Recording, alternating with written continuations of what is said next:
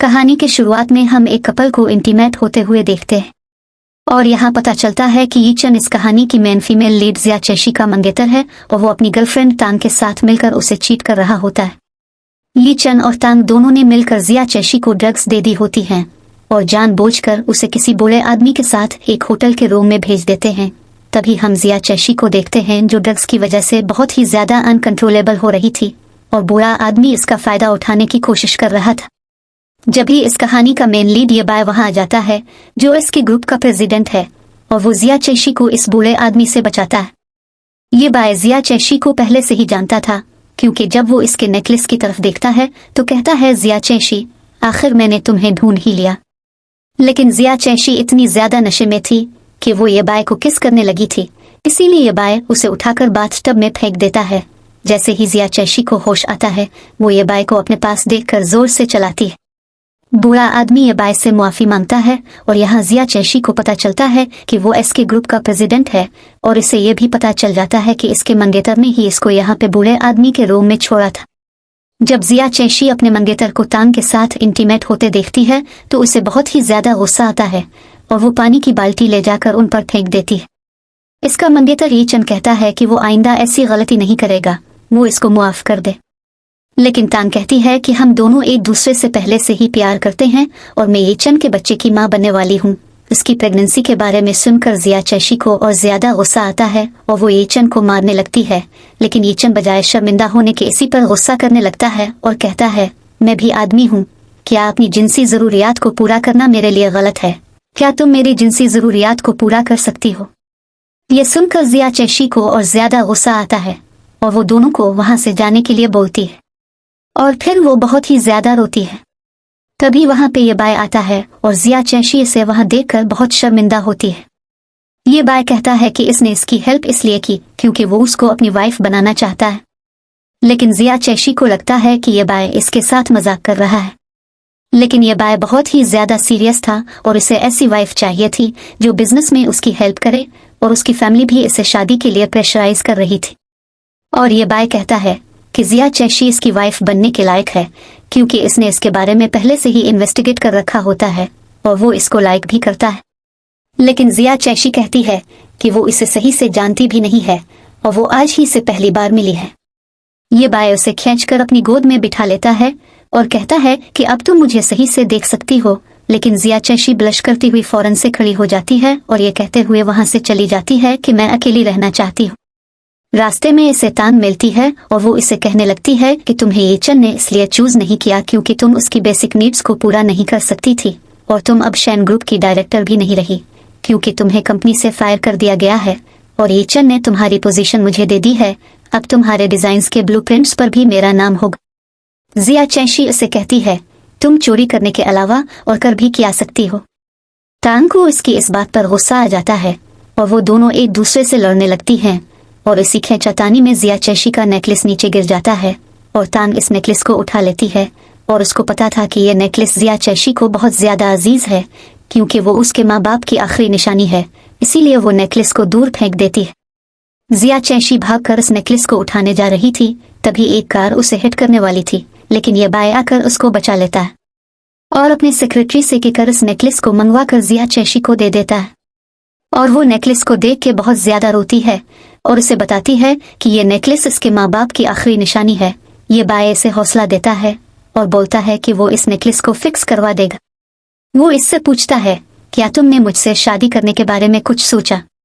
वो कहती है, अभी हम एक दूसरे से मोहब्बत नहीं करते, तुम बहुत ज्यादा जल्दी कर रहे हो। वो कहता है, मैं कोई जल्दी नहीं कर रहा, तुमसे शादी करना मेरी जिंदगी का सबसे बेहतरीन फैसला होगा। तो मुझे 1 साल का टाइम दो, अगर 1 साल बाद भी तुम्हें मुझसे मोहब्बत ना हुई तो मैं तुम्हें आजाद कर दूंगा। वो उसे अपने घर ले जाता है। वो बेड पर 2 तकिए देखकर इससे पूछती है कि हमें इकट्ठे नहीं सोना चाहिए, है ना? वो इसे कमर से पकड़कर करीब करके कहता है, तुम क्या कहती हो? वो कहती है, मैंने अभी शादी के लिए हाँ नहीं की।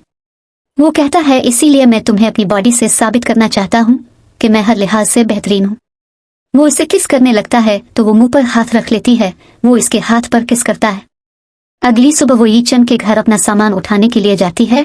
यी चन की मोम इससे कहती हैं, आदमी इस तरह की छोटी मोटी गलतियां करते रहते हैं, तुम परेशान मत हो, अगर तुम चली जाओगी तो शैन ग्रुप का क्या होगा? वो कहती है, आंटी आप अभी भी चाहती हैं कि मैं आपके शैन ग्रुप के लिए कुर्बानी का बकरा बनी रहूं? टांग उनसे कहती है, इसे जाने दें, मैं बिजनेस संभाल लूंगी, लेकिन ये चन की मोम उसे बिल्कुल भी पसंद नहीं करती। ये चन अपनी मोम से कहता है, टांग प्रेग्नेंट है और शैन फैमिली को वारिस देने वाली है, तो उन्हें इसके साथ ऐसा बर्ताव नहीं करना चाहिए। और ये सुनकर उसकी मोम खुश हो जाती है कि अब वो दादी बनने वाली हैं, और वो एक ही लम्हे में टांग को एक्सेप्ट कर लेती हैं। और ये सब देखने के बाद जिया चैशी वहां से जाने लगती है, तो टांग उसे बाजू से पकड़कर कहती है, तुम इतनी जल्दी में कहाँ जा रही हो? जिया चैशी उससे अपना हाथ छुड़वाती है तो टांग नीचे गिर जाती है और इसे ब्लीडिंग होने लगती है। ये चन जिया चैशी पे गुस्सा करने लगता है कि इसने इसका होने वाला बच्चा मार दिया, लेकिन जिया चैशी कहती है कि मैंने इसे नहीं गिराया, वो खुद से नीचे गिरी है। ये चन की मोम भी इस पे गुस्सा करती हैं और उसको थप्पड़ मारने लगती हैं। ये बाय वहां आकर इनका हाथ पकड़ लेता है और फिर टांग की सच्चाई उन सबको बताता है कि उसका पहले भी बहुत दफा मिसकैरेज हो चुका है और इसी वजह से वो कभी मां नहीं बन सकती। ये बाय का सेक्रेटरी येचन को टांग की मेडिकल रिपोर्ट दिखाता है। तब येचन को पता चलता है कि अब तक टांग इससे झूठ बोल रही थी। टांग इससे माफी मांगने लग जाती है और कहती है कि उसने ये सब इसलिए किया क्योंकि वो इससे प्यार करती है और इससे जल्द से जल्द शादी करना चाहती थी, लेकिन येचन इसकी बिल्कुल भी नहीं सुनता। टांग येचन से कहती है, जिया चैशी भी अच्छी औरत नहीं है, अभी 2 दिन नहीं हुए उसे तुमसे अलग हुए और ये किसी और आदमी के इतना क्लोज हो गई है। येचन गुस्से में जिया चैशी से पूछता है, ये आदमी कौन है?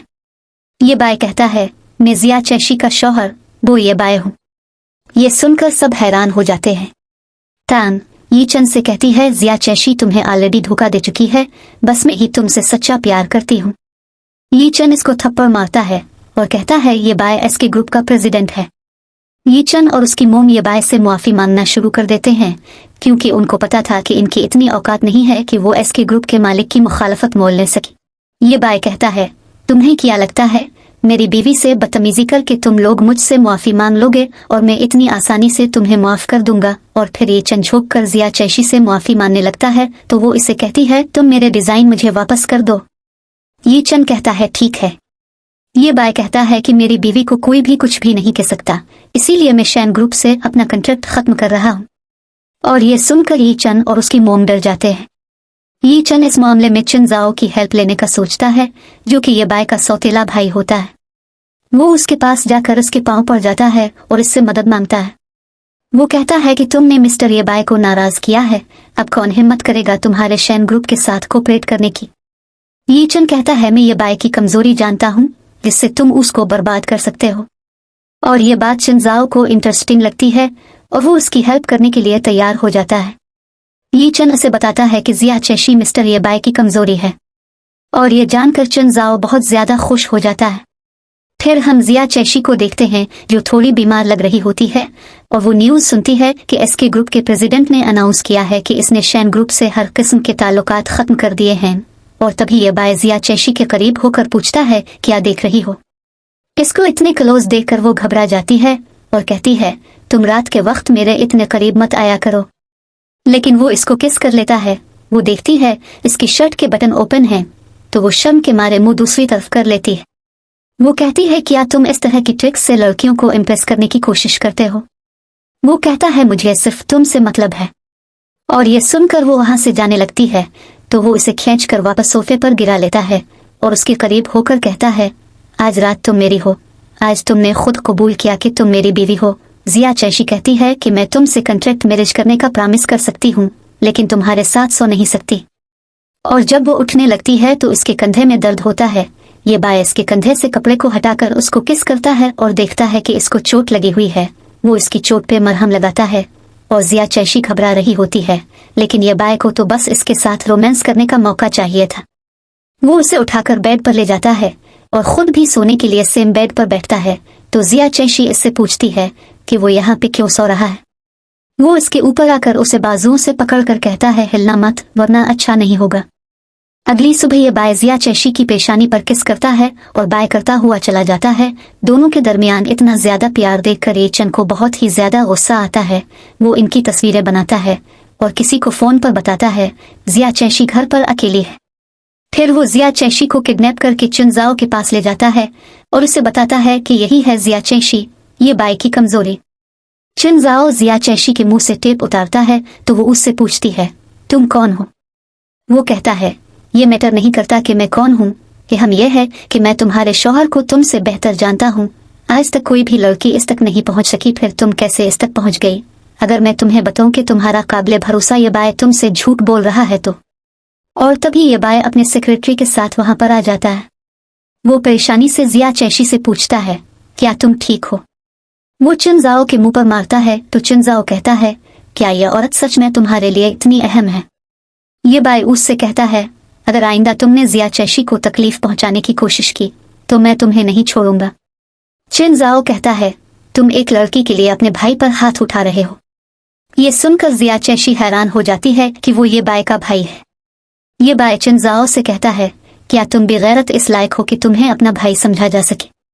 ये बाय जिया चैशी को अपने साथ ले जाने लगता है तो चिनजाओ इससे कहता है, क्या तुम साबिक मरहूम प्रेसिडेंट की बेटी से मेरा तारुफ नहीं करवाओगे? जिया चैशी इसकी इस बात पर हैरत से इसे देखती है। चिनजाओ कहता है, तुम कब तक जिया चैशी से सच छुपा सकते हो? क्या ये जानती है कि तुम दोनों के वालिदैन के दरमियान किया हुआ था? ये बाय फिर इसका गिरेबान पकड़ लेता है। कहता है, तुम्हें क्या लगता है कि अगर उसे सच पता चलेगा तो क्या ये तुम्हारे साथ रहेगी? जिया चैशी चिनजाओ से पूछती है, तुम क्या कह रहे हो?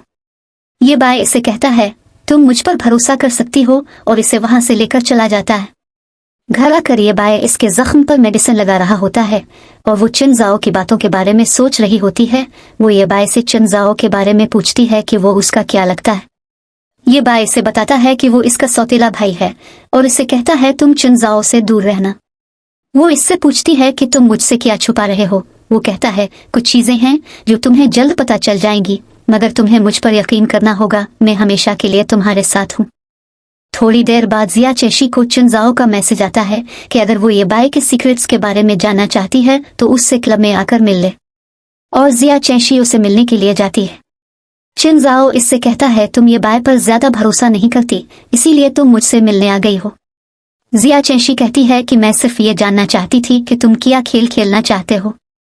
चिनजाओ कहता है, परेशान मत हो, रात बहुत लंबी है, हमारे पास बहुत टाइम है। वो पूछती है, तुम क्या करना चाह रहे हो? वो कहता है, तुम ऑक्शन पे मेरे साथ चलोगी, तुम्हें खुद ही सब कुछ पता चल जाएगा। वो ऑक्शन पर जाते हैं और ये बाय भी वहां आ जाता है और वो चिनजाओ को जिया चैशी से दूर रहने के लिए बोलता है। थोड़ी देर में ही ऑक्शन शुरू हो जाती है और जिया चैशी ज्वेलरी को देखकर पहचान जाती है कि यह उसके फादर की बनाई हुई ज्वेलरी है। सब बारी बारी बोली लगाते हैं और ये बाय 10 मिलियन में ज्वेलरी जीत जाता है और कहता है कि अगर ये ज्वेलरी जिया चैशी को पसंद है तो इसके आगे 10 मिलियन की क्या औकात है। चिनजाओ कहता है, तुम उसके इस सब से कहीं ज्यादा के मकरूज हो। जिया चैशी ये बाय से मुआफी मांगती है कि वो इसे बगैर बताए चिनजाओ से मिलने आ गई। ये बाय कहता है कि ये ज्वेलरी तुम्हारे वालिदैन की बनाई हुई है ना? वो कहती है, हाँ, मगर तुम मुझसे ये क्यों छुपा रहे हो? वो कहता है, इतना अरसा हो गया है और तुम अब तक मुझ पर शक कर रही हो, मेरी फीलिंग्स पर शक कर रही हो। वो कहती है, मैं तुम पर शक नहीं करती, मुझे यकीन नहीं आता कि तुम मुझ आम सी लड़की को कैसे पसंद कर सकते हो। और ये सुनकर ये बाय उसे गिले से लगा लेता है और कहता है, बेवकूफ, इतना अरसा हो गया है, क्या तुम नहीं जानती कि मैं तुमसे मोहब्बत करता हूँ? तभी एक आदमी चाकू निकालकर उन पर हमला कर देता है और ये बाय जिया चैशी के आगे खड़ा होकर उसको बचा रहा होता है कि वो आदमी ये बाय के पेट में चाकू मारकर भाग जाता है और जिया चैशी इसको जख्मी देखकर डर जाती है और वो हेल्प के लिए चलाने लगती है। तभी सेक्रेटरी आता है और वो इसे हॉस्पिटल ले जाते हैं। ये हमला चिनजाओ ने करवाया था ताकि वो इससे ज्वेलरी को छीन सके और वो सोच रहा होता है कि एक एक करके वो इसका सब कुछ छीन लेगा। ये बाय की मोम हॉस्पिटल में ये बाय को देखने आती हैं और इसे इस हालत में देखकर उन्हें बहुत दुख होता है। वो जिया चैशी को बताती हैं कि वो अब्रॉड में रहती हैं और ये बाय की शादी का सुनकर वो वापस यहाँ आई है, लेकिन वो जिया चैशी को अपनी बहू नहीं बनाना चाहती थी क्योंकि वो इसे अपने बेटे के काबिल नहीं समझती। जिया चैशी की वजह से ये बाय ऑलरेडी बहुत ही प्रॉब्लम में आ चुका था और वो इसे और प्रॉब्लम में नहीं डालना चाहती थी, इसीलिए वो इसे कहती हैं कि वो ये बाय को छोड़कर चली जा। लेकिन जिया चैशी कहती है कि हम दोनों एक दूसरे के लिए सही हैं या नहीं हैं, इसका फैसला ये बाय करेगा। अगर आप चाहती हैं कि मैं ये बाय को छोड़ दूं तो ये बाय के होश में आने पर आप खुद ये बाय से बात क्यों नहीं कर लेती? ये बाय की मोम को इस पर बहुत ज्यादा गुस्सा आता है और वो किसी को कॉल करके बुलाती है। जिया चेशी ये बाय को किस करती है और बोलती है कि वो कभी भी इसको छोड़कर नहीं जाएगी, और तभी ये बाय आंखें खोलता है। वो ऑलरेडी होश में आ गया था और जानबूझकर बेहोश होने की एक्टिंग कर रहा था। वो किस कर रहे होते हैं और तभी ये बाय की मोम रूम में आती हैं और वो उन्हें देख के सरप्राइज हो जाता है। और यहाँ पता चलता है कि इसकी मोम ने फोन पर ये बाय की बचपन की दोस्त वेंचिंग को बुलाया था। वेंचिंग आते ही ये बाय से चिपकना शुरू हो जाती है और कहती है कि तुम इतने जख्मी हो गए थे, मैं बहुत परेशान हो गई थी।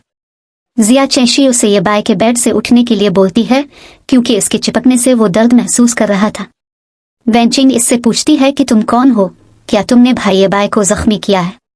ये बाय इससे पूछता है कि तुम तो अब्रॉड में स्टडी कर रही थी, तो तुम यहाँ पे कैसे आ गई। जिस पर ये बाय की मोम बताती है कि जब उन्होंने सुना कि वो शादी कर रहा है तो उन्होंने वेंचिंग को यहाँ आने के लिए कहा। वेंचिंग इसे कहती है कि तुमने बचपन में मुझसे प्रॉमिस किया था कि तुम मुझसे शादी करोगे, तो अब तुम इस लड़की से शादी क्यों कर रहे हो। ये बाय कहता है कि तुम मेरे लिए मुश्किलात खड़ी करना बंद करो और इसे बोलता है कि जिया चेशी इसकी भाभी है। लेकिन वेंचिंग कहती है कि मैं इसको बिल्कुल पसंद नहीं करती।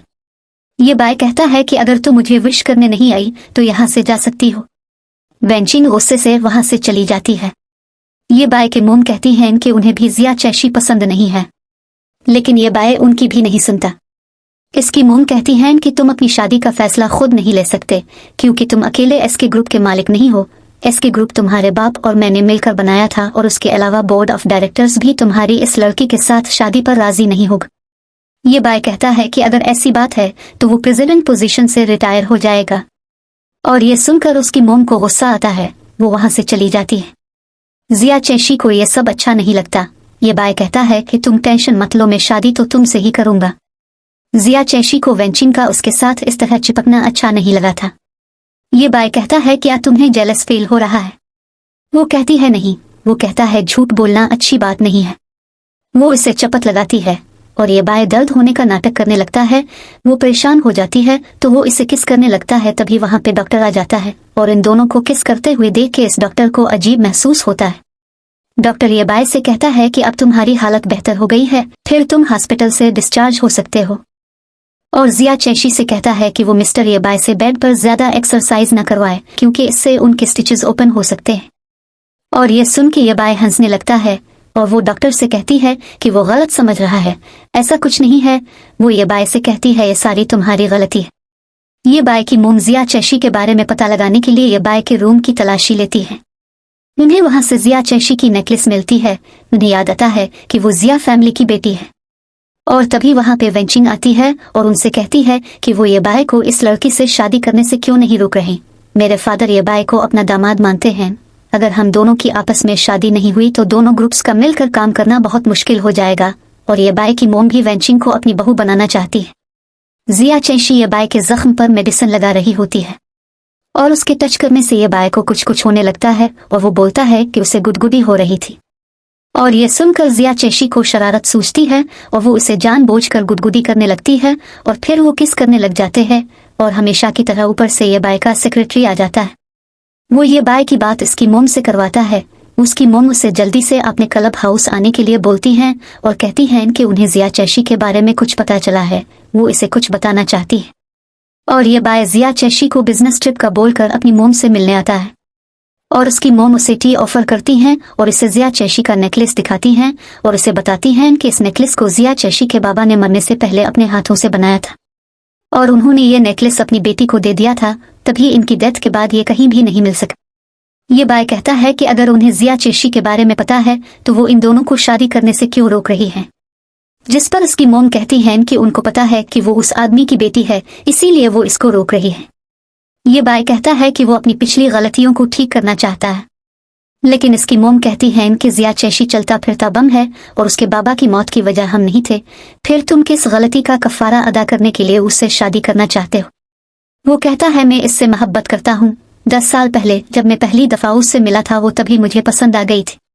इसकी मोम कहती है कि अगर मैंने इसे सच बता दिया तो। वो कहता है आप ऐसा नहीं कर सकती क्योंकि आप भी जानती हैं कि वो हर कीमत पर अपने बाप की मौत का बदला लेगी और इस तरह ग्रुप को भी नुकसान पहुंचेगा। वो वहां से जाने लगता है तो गिरकर बेहोश हो जाता है। एक्चुअली इसकी मोम ने इसे टी में ड्रग्स मिला कर दी होती है। वो इसके मोबाइल से किसी को मैसेज करती हैं और ये बाय से कहती हैं मैं ये सब तुम्हारी भलाई के लिए कर रही हूँ।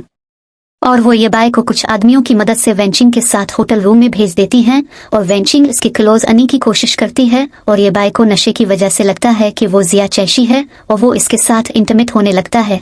लेकिन जब वो कहती है, भाई ये बाय, तुम नहीं जानते मैं कब से इस वक्त का इंतजार कर रही थी, तभी इसको पता चलता है कि वो वेंचिंग है। वो खुद को इससे दूर करता है, लेकिन वो ड्रग्स इतनी ज्यादा स्ट्रॉन्ग थी कि वो फिर गिर जाता है और विचिंग फिर उसके साथ इंटीमेट होने की कोशिश कर रही होती है। तभी जिया चैशी दरवाजा बजाती है। वेंचिंग डोर ओपन करके इससे पूछती है, तुम यहाँ क्या कर रही हो? वो उसे में रूम के अंदर जाती है और देखती है कि ये बाय वही बेड पर बेहोश लेटा हुआ है। वो उसे जगाने की कोशिश करती है, लेकिन वेंचिंग उसे मना करने लग जाती है। और तभी ये बाय का सेक्रेटरी वहां आता है और जिया चैशी उसको कहती है, ये बाय को घर ले चलो। वेंचिंग कहती है, क्या तुम जानना नहीं चाहती कि हमारे बीच क्या हुआ है? जिया चैशी कहती है कि जब ये बाय होश में आएगा तो खुद उसे सब कुछ बता देगा। इसके जाने के बाद वेंचिंग कहती है कि मैं भी देखती हूँ कि तुम कब तक ये बाय पे भरोसा करती हो। ये बाय को होश आता है तो वो जिया चैशी को हग कर लेता है और कहता है कि मुझे एक्सप्लेन करने दो, लेकिन वो इसे मना कर देती है। ये बाय कहता है कि क्या तुम्हें मुझ पर शक नहीं हो रहा कि मैंने किसी दूसरी औरत के साथ ताल्लुकात कायम किए होंगे? वो कहती है कि तुम्हें मुझे कुछ भी बताने की जरूरत नहीं है क्योंकि मुझे तुम पर भरोसा है। मुझे सेक्रेटरी ने बताया था कि तुम्हारी मोम ने तुम्हें वहां भेजा था। जब मैंने वेंचिंग को वहां देखा तो मुझे समझ आ गई थी कि वहां क्या चल रहा था। ये बाय को खुशी मिलती है कि जिया चैशी इस पर इतना ज्यादा भरोसा करती है। जब जिया चैशी इसके हाथ पे जख्म देखती है तो वो पूछती है कि यह सब कैसे हुआ। फिर हमें फ्लैशबैक से पता चलता है कि जब वेंचिंग उसके साथ इंटीमेट होने की कोशिश कर रही थी तब इसने जानबूझकर टेबल पर पड़ा कोई तेज धार आला हाथ में दबोच लिया था ताकि वो मुकम्मल तौर पर होश में आ जाए। लेकिन ड्रग्स इतनी ज्यादा स्ट्रॉन्ग थी कि वो वहीं पे बेहोश हो गया। जिया चैशी कहती है कि तब मैं तुम दोनों को एक साथ देखकर शॉक रह गई थी और मुझे पता ही नहीं चला कि तुम्हारा हाथ जख्मी है। वो पूछता है, क्या तुम जेलस हो गई थी? वो कहती है, एक तो वेंचिंग ने ड्रेसिंग इस तरह की हुई थी और ऊपर से तुम भी शर्ट के बगैर लेटे हुए थे। कोई भी औरत अपने शौहर को इस तरह देखेगी तो गलत फहमी का शिकार हो जाएगी। इसके मुंह से अपने लिए शौहर का लफ्ज सुनकर ये बाय खुश हो जाता है। वो उसको किस करता है, लेकिन जिया चैशी अभी भी वेंचिंग की वजह से गुस्से में थी। ये बाय कहता है कि अब कोई भी हमारे खिलाफ साजिश नहीं कर सकेगा। मैं कल ही हमारी शादी की न्यूज अनाउंस कर दूंगा। ये बाय की मोम न्यूज देखती है कि एसके ग्रुप का प्रेसिडेंट ये बाय फैशन डिजाइनर जिया चैशी से जल्द शादी करने वाला है। ये न्यूज सुनकर उन्हें बहुत ही ज्यादा गुस्सा आता है और तभी ये बाय भी वहां आ जाता है। वो इसे थप्पड़ मारती हैं और कहती हैं, तुम अपने बाप से किए गए वादे को भूल गए जो तुमने उनसे हॉस्पिटल के बेड पर किया था। क्या तुम अपने बाप की दी गई जिम्मेदारी को भूल गए हो? ये बाय कहता है कि मैंने उनसे सिर्फ ये प्रॉमिस किया था कि मैं एसके ग्रुप को सही से संभालूंगा। क्या आप बाबा के दूसरे ख्यालात के बारे में जानती हैं? बाबा हर वक्त कार एक्सीडेंट वाले हादसे के बारे में सोचते रहते थे। वो उसके खानदान वालों से शर्मिंदा थे। इतना अरसा हो गया है कि जिया चैशी को देखकर आपको एहसास जुर्म नहीं होता क्योंकि आप तो जिया चैशी के वालिदैन की क्लोज फ्रेंड थी। जिया चैशी को इस हाल में देखकर आपको दुख नहीं होता क्या? ये सब सुनकर वो बेहोश हो जाती हैं और ये बाय उन्हें डॉक्टर के पास लेकर जाता है। डॉक्टर ये बाय को बताता है कि उनके किडनी डैमेज होने की वजह से उन्हें यूरेमिया हो गया है और अभी उन्हें ब्लड की भी कमी है। जिया चैशी बताती है कि इसका ब्लड ग्रुप सेम है तो वो इसका ब्लड ले सकते हैं। ये बाय डॉक्टर से पूछता है, क्या इसके अलावा कोई और रास्ता नहीं है? जिया चैशी कहती है, कुछ नहीं होता, मैं ब्लड देने के लिए तैयार हूँ। कुछ देर बाद उन्हें होश आ जाता है। मेड उन्हें बताती है कि जिया चैशी ने ही उनको ब्लड दिया है। वो ये बाय से कहकर जिया चैशी को घर भेज देती हैं ताकि वो घर जाकर रेस्ट कर सके। और वो ये बाय से कहती हैं, मुझे लग रहा था कि जिया चैशी ने किसी मकसद के तहत तुम्हें अप्रोच किया है, लेकिन शायद मैं ज्यादा सोच रही थी। ये बाय कहता है, जिया चैशी बहुत ही अच्छी लड़की है। वो कहती हैं, अगर तुम मुझसे शादी करने के लिए बाजिद हो तो तुम्हें मुझसे एक प्रॉमिस करना पड़ेगा और वो ये कि तुम माजी से रिलेटेड कोई भी बात इससे शेयर नहीं करोगे। ये बाय उनकी बात मान लेता है। वो कहती हैं, अगले हफ्ते में अब्रॉड चली जाऊंगी और जाने से पहले मैं चुनजाओ से मिलना चाहती हूँ। वो चुनजाओ से मिलने आती हैं तो वो उन्हें देखकर नफरत से कहता है, अभी तक मरी नहीं। वो कहती हैं, बेटा क्या तुम अपनी माँ से इस तरह बात करोगे? वो कहता है, मैं सच ही तो बोल रहा हूँ। मैंने सुना है कि आपको यूरेमिया है और आप किडनी ट्रांसप्लांट कराने के लिए अब्रॉड जा रही हैं। वो कहती हैं, जाने से पहले मैं तुमसे मिलना चाहती थी। वो कहता है, आप मुझे पैदा करके भूल गई और अब आप कह रही हैं कि आप मुझसे मिलना चाहती थी। वो कहती हैं, मैं जानती हूँ कि मैंने तुम्हारे साथ ज्यादती की है, मैं अपनी सारी जायदाद तुम्हें देने को तैयार हूँ। चिनजाओ कहता है, अगर आप अपनी गलतियों का अजाला करना ही चाहती हैं तो आप ये बाय का सब कुछ मुझे दे दें। वो कहती हैं, इसके ग्रुप अकेला उनका नहीं है, ये बाय के फादर का भी है। जिस पर चिनजाओ कहता है, मुझे पता है कि मैं आपकी नाजायज औलाद हूँ, अब मेरा मुकाबला अपने बड़े बेटे से कैसे कर सकती है। उसकी मोम को बहुत ही ज्यादा दुख होता है और वो कहती हैं, ये बाय का बचपन भी तुमसे बेहतर नहीं गुजरा। उनके मुंह से ये बाय का नाम सुनकर चिनजाओ को बहुत ज्यादा गुस्सा आता है। वो कहता है, मैं आपके मुंह से उसका नाम सुन सुनकर पागल हो गया हूँ, क्योंकि बचपन से लेकर अब तक आप उसकी ही केयर करती आई है। जिस पर उसकी मोम रोते हुए बोलती हैं, मैं तुम दोनों से प्यार करती हूँ, लेकिन चिनजाओ कहता है, मैं ये बाय को मरा हुआ देखना चाहता हूँ और मैंने ही इस पे हमला करवाया था। ये सुनकर उन्हें बहुत ही ज्यादा गुस्सा आता है और वो उसको थप्पड़ मारने लगती हैं, तो वो इनका हाथ पकड़ लेता है और वो दुखी होकर वहां से चली जाती है। चिनजाओ की तबीयत खराब होने लगती है। वो मेडिसिन खाता है और सोचता है कि वो ये बाय को बर्बाद कर देगा। जिया चैशी कुकिंग कर रही होती है और ये बाय उसे हक करते हुए कहता है, बहुत प्यारी खुशबू आ रही है। वो किस कर रहे होते हैं जब जिया चैशी को फोन पर कोई लड़की बताती है कि तुम्हारा डिजाइन बॉस को पसंद आया है और बॉस आज दोपहर तुमसे मिलना चाहते हैं। ये सुन के जिया चैशी बहुत ज्यादा खुश होती है और वो ये बाय को सब कुछ बताती है, लेकिन ये बाय कहता है, मैं आज दोपहर में बिजनेस ट्रिप पर जा रहा हूँ, इसलिए मैं तुम्हारे साथ नहीं जा पाऊंगा। जिया चैशी कहती है, मैं अकेले सब कुछ हैंडल कर लूंगी। वो मीटिंग के लिए जाती है तो सामने चिनजाओ बैठा होता है। पहले तो वो इसे देखकर वापस जाने लगती है, लेकिन फिर उसके मजबूर करने पर रुक जाती है और उसे अपना डिजाइन दिखाती है। पहले तो वो इसकी बहुत ही तारीफ करता है कि वो इसकी कंपनी के साथ मिलकर काम करने के लिए बिल्कुल फिट है, और फिर वो इसके डिजाइन फाड़ कर फेंक देता है और कहता है, क्या तुम वाकई इंटरनेशनल सेंचुरी कॉस्ट की विनर हो। वो जानबूझकर उसको परेशान करता है। जिया चैशी कहती है, अगर उसे इसके डिजाइन पसंद नहीं आए तो वो किसी और को ढूंढ ले। वो जाने लगती है तो वो इसे चैलेंज देते हुए कहता है, अगर तुम खुद को डिजाइनर समझती हो तो मुझे गुलदान बनाकर दिखाओ। वो कहती है, ठीक है, मैं 3 दिन तक बना दूंगी। इसके वहां से निकलते ही वो किसी को कॉल करता है और वो जैसे ही गाड़ी में बैठती है तो पहले से गाड़ी में बैठा शख्स उसे बेहोश करके वीरान जगह पर ले जाता है। जब जिया चैशी को होश आता है तो वो अपने सामने वेंचिंग को देखती है। वेंचिंग जिया चैशी से कहती है, अगर तुमने सब कुछ खराब नहीं किया होता तो आज मैं ये बाय की वाइफ होती। जिया चैशी उसे कहती है, अब इन बातों का कोई भी फायदा नहीं है, क्योंकि अब हमारी शादी होने वाली है। वेंचिंग कहती है, क्या ये बाय ऐसी लड़की को कबूल करेगा जिसको जिनसी तौर पर अब्यूज किया गया हो। और वो अपने आदमी से बोलती है, इसकी ऐसी हालत करो जो ये पूरी जिंदगी याद रखे। वो आदमी इसके साथ बदतमीजी करने लगता है और वेंचिंग उसकी वीडियो बना रही होती है। जिया चैशी इस आदमी से खुद को बचा रही होती है और वो आदमी इसे थप्पड़ मार देता है। तभी चिनजाओ वहां हीरो बनकर आता है और इसे इस आदमी से बचाकर वहां से ले जाता है।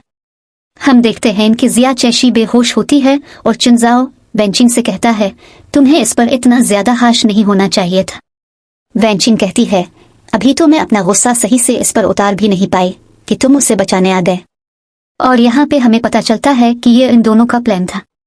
वेंचिंग चिनजाओ से कहती है, क्या तुम्हें लगता है तुम्हारी हीरो बनकर ब्यूटी को बचाने वाली ट्रिक काम करेगी।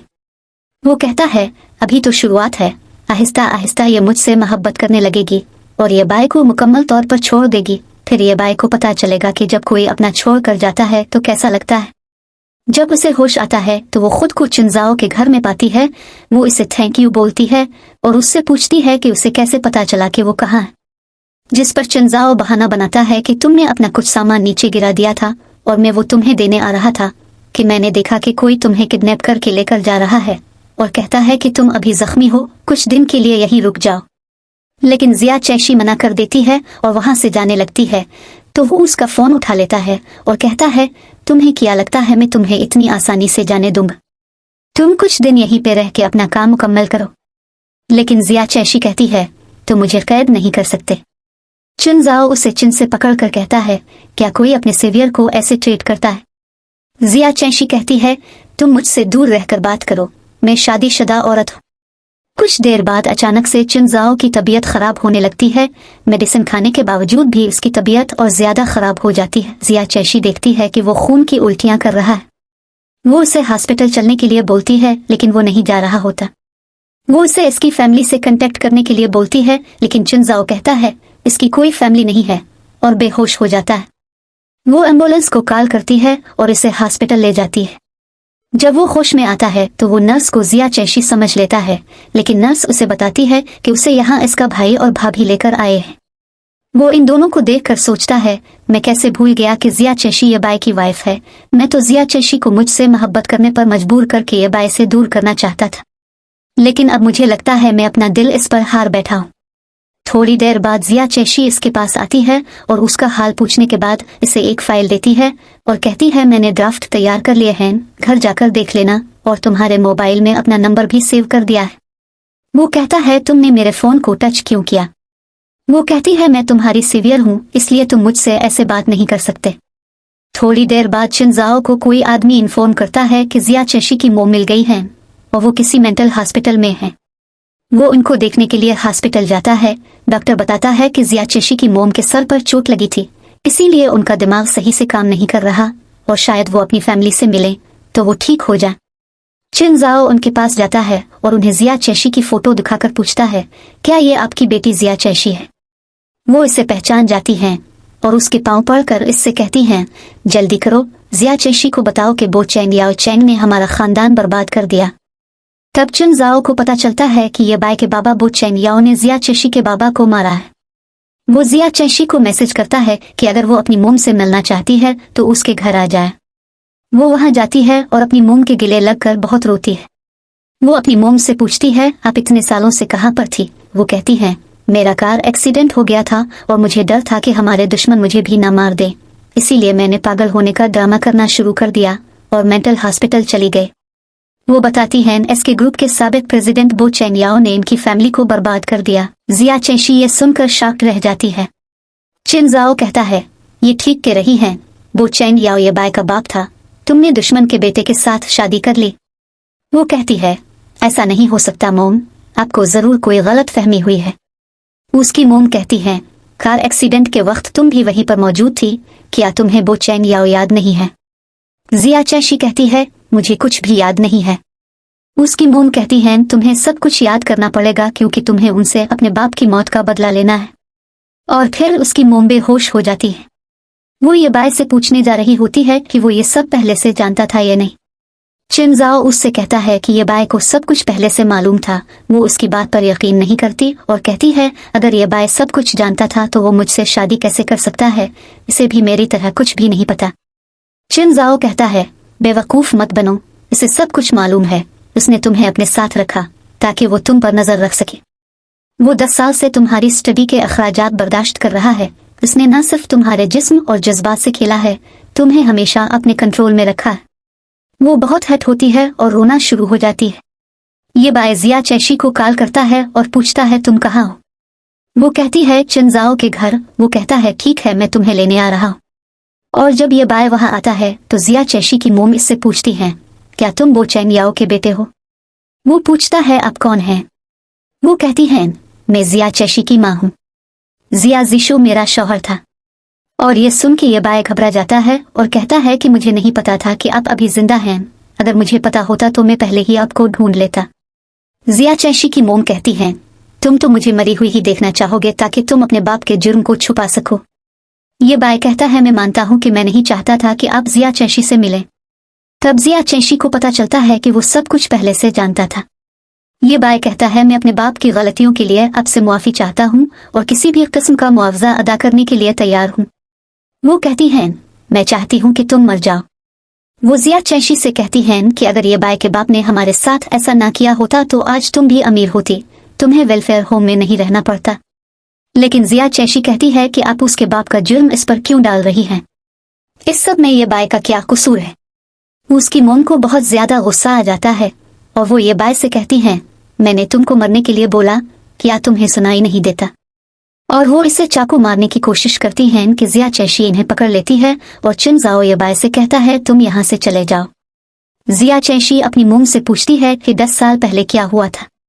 वो इसे बताती हैं कि ये बाई के बाबा और उसके बाबा दोनों ही बिजनेस पार्टनर थे और ये बाई के बाबा का किसी के साथ झगड़ा हो गया था जिसकी वजह से उसकी कंपनी तबाह होने का खतरा था। उसने तुम्हारे बाबा से मदद मांगी थी। जब वो जाने लगे तो इसने तुम्हारे बाबा से कहा कि वो इनकी कार ले लें और अपनी कार उसे दे दें। वो जानता था कि उसकी कार के साथ टेम्परिंग की गई है। उसने जानबूझकर तुम्हारे बाबा को मरवाया। वो कहती हैं तुम दुश्मन के बेटे से अपने ताल्लुकात खत्म कर दो, तुम्हें अपने बाप की मौत का बदला लेना है। जिया चैशी कहती है क्या बदला लेने से बाबा वापस आ जाएंगे? ये सुनकर उसकी मोम गुस्से से उसको थप्पड़ मार देती हैं और बोलती हैं कि ये बाई की वजह से 10 साल में तुमसे दूर रही। वो फिर उससे थप्पड़ मारने लगती हैं तो चिनजाओ इनका हाथ पकड़ लेता है और उन्हें एक जहर की शीशी दिखाता है जिसके एक ड्रॉप से ऑन दी स्पॉट डेथ हो जाती है। जिया चैशी की मोम इससे जहर लेकर जिया चैशी को दे देती हैं ताकि वो ये बाई को जहर देकर मार डाले। जब ये बाई घर आता है तो जिया चैशी को अपने घर में देखकर बहुत ज्यादा खुश हो जाता है, लेकिन जिया चैशी कहती है वो अपना सामान वापस लेने आई है, वो अब ये सब कुछ खत्म करना चाहती है और अब वो अपनी मोम के साथ ही रहेगी। ये बाई कहता है हम दोनों एक दूसरे से प्यार करते हैं। जिया चैशी कहती है अपने दुश्मन के बेटे से प्यार करना मेरी सबसे बड़ी सजा है। ये बाई कहता है कि इस सब में हमारा क्या कसूर है, हमारे बड़ों की गलतियों की सजा हम क्यों भुगते? जिया चैशी कहती है तुम सब कुछ भूल सकते हो, मैं नहीं भूल सकती। वो वहां से जाने लगती है और जाते हुए कहती है कि याद से टेबल पर पड़ा नाश्ता कर लेना और फिर अपना ख्याल रखना। वो दूध पीने लगता है तो जिया चैशी भागकर गिलास को हाथ मारकर नीचे गिरा देती है और रोने लगती है और कहती है मैं ये नहीं कर सकती, इस दूध में जहर है। जिया चैशी को ऐसे रोते हुए देखकर ये बाई इसको गिले से लगा लेता है। वो कहती है ये तुम ही क्यों हो, मैंने तुमसे ही मोहब्बत क्यों की, तुम नहीं जानते मैं इतने दिनों से कितनी परेशान हूँ। मेरी मोम कहती है मैं तुमसे दूर रहूं, मगर जब भी मैं आंखें बंद करती हूँ तो सिर्फ तुम नजर आते हो। वो कहता है जिया चैशी मुझे कंपनी नहीं चाहिए, मुझे कुछ भी नहीं चाहिए, हम कहीं दूर चलते हैं जहाँ हमें कोई भी ना जानता हो। वो कहती है क्या तुम पागल हो? वो कहता है मैं तुम्हारे लिए पागल होने को भी तैयार हूँ। तभी जिया चैशी की मोम उसे फोन करके बुलाती है। वो वापस जाती है और उनसे सॉरी करती है कि वो इनके कहने पर ये बाई को जहर नहीं दे सकी। इसकी मोम इस पे गुस्सा करती हैं और बोलती हैं कि अगर वो ये बाई को नहीं मार सकती तो उसे चिनजाओ से शादी करनी पड़ेगी। वो इसे ये बाई से दूर करके ये बाई को तकलीफ पहुंचाना चाहती थी। चिनजाओ जिया चैशी से कहता है जिया चैशी मुझे एक मौका दो, मैं तुम्हें इतनी मोहब्बत दूंगा कि तुम ये बाई को भूल जाओगी। जिया चैशी को समझ नहीं आ रहा था कि वो किस पे भरोसा करे। चिनजाओ इससे कहता है मैंने ये बाई की तरह तुम्हें कभी भी इस्तेमाल नहीं किया।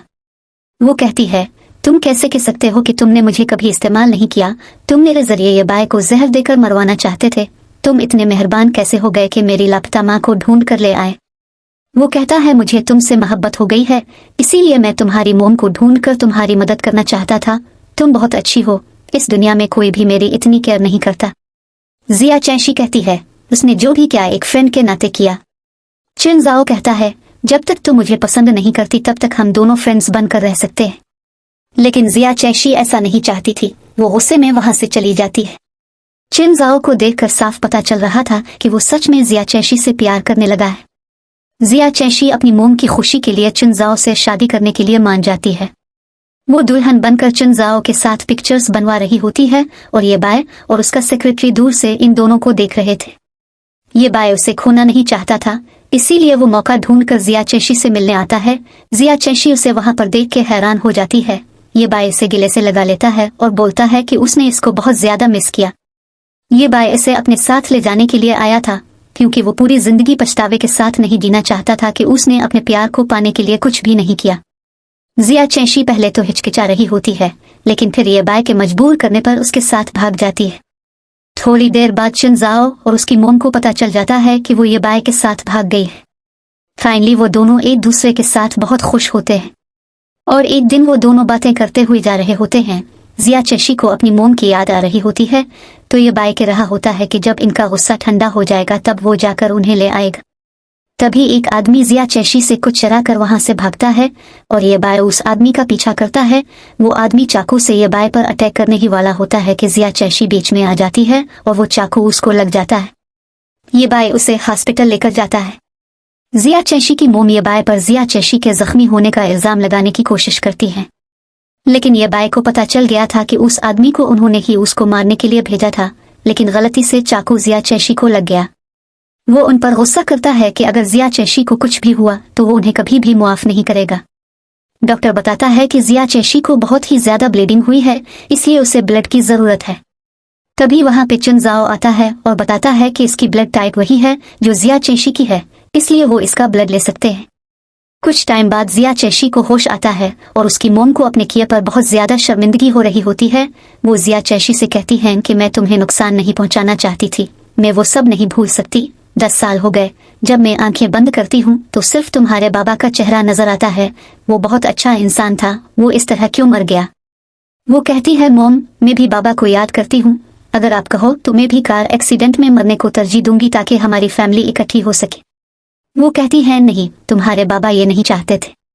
वो कहती है मोम, हम सब कुछ भूल कर अच्छी जिंदगी गुजारते हैं। वो कहती है ठीक है। ये बाय चिनजाओ से थैंक यू बोलता है। चिनजाओ कहता है कि मैं इससे प्यार करता हूँ, इसलिए मैंने इसे अपना ब्लड देकर बचाया।